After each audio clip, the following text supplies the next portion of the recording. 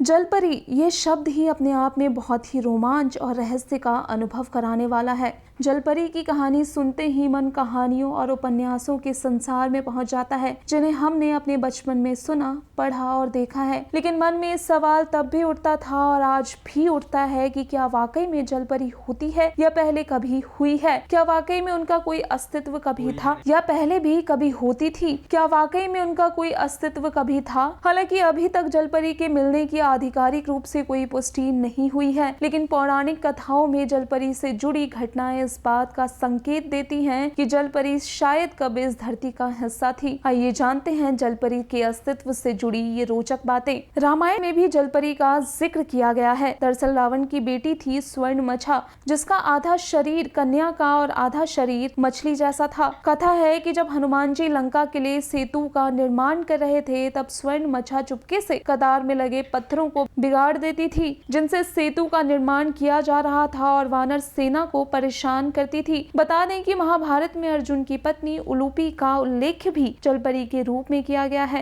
भारत ही नहीं, Europe, Asia और Africa के कुछ देशों में भी कहानी किस्सों में जलपरी जैसे कई पात्र मिलते हैं। जलपरी का जिक्र कहानियों में अक्सर नायिका के रूप में होता है। ये कहानियां अक्सर प्रेम, परोपकार और मनुष्य को वरदान देने से जुड़ी होती है। हालांकि जलपरी का रहस्य आज भी पूर्ण रूप से खुल नहीं पाया है, लेकिन इस बात को भी झुटलाया नहीं जा सकता कि जलपरी कभी धरती पर हुआ करती थी। ग्रीक सभ्यता में बताया गया है कि देवी अर्टागिटिस थी, जो असायरिन और रानी सेमिरमिस की मां थी। देवी अर्टागिटिस एक चरवाहे से बेहद प्यार करती थी, पर ना चाहते हुए भी उसे उसको मारना पड़ा। इस बात से शर्मिंदा होकर उन्होंने तालाब में छलांग लगा दी और एक मछली का रूप ले लिया, परंतु पानी भी उनकी सुंदरता को छिपा ना सका। इस कारण उसने एक जलपरी का रूप ले लिया। ग्रीक कहानियों में अर्टागिटिस को डेर केटो माना जाता है कि यूनान के महान योद्धा सिकंदर की बहन ने भी मरने के बाद जलपरी का रूप धारण कर लिया था और वह नाविकों से आते जाते अपने भाई के बारे में पूछा करती थी कि क्या उसका भाई जिंदा है। कहते हैं कि नाविक यदि यह जवाब दे दे कि भाई जिंदा है और दुनिया पर राज कर रहा है, तो वह पानी के वेग को शांत करके उसे जाने देती थी, और कोई दूसरा जवाब देता तो वह समुद्र में तूफान लाकर जहाज को डुबा देती थी।